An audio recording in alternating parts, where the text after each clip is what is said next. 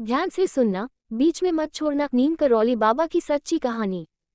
जो सुनने जा रहे हो, ध्यान से सुनो। अगर बीच में छोड़ दिया तो बाबा की लीला अधूरी रह जाएगी, और अधूरी लीला जानने से न तो शांति मिलती है, न ही कृपा।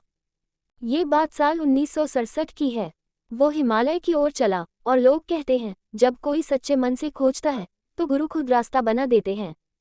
एक दिन किसी ने उसे बताया, एक संत हैं, नाम है नीम करौली बाबा, उनसे मिलो। रामदास पहुंचा बाबा के पास। बाबा तो चादर ओढ़े बैठे थे, पत्थर पर, आंखें बंद, हंसी उनके होठों पर। रामदास को देखते ही बोले, तुम्हारी मां मर चुकी है, और ये बात तुम्हें आज सुबह तुम्हारे भाई ने चिट्ठी में लिखी थी। रामदास अवाक रह गया। उसने किसी को नहीं बताया था। वो चिट्ठी जेब में थी, और बाबा ने वो सब कह दिया जो चिट्ठी में लिखा था। अब बताओ, कोई कैसे जान सकता है ये सब?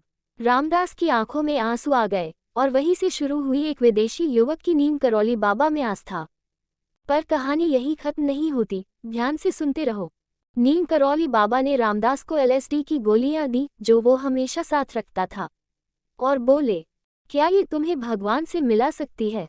रामदास बोला, शायद कुछ देर के लिए।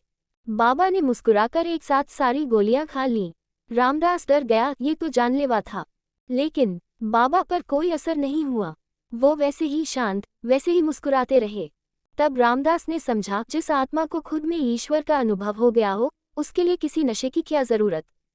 तो अब सोचो, क्या तुम भी उस रामदास की तरह कुछ खोज रहे हो? अगर हाँ, तो बाबा कहते हैं, सेवा करो, प्रेम करो, सबको भगवान समझो, और सब कुछ अपने आप मिल जाएगा।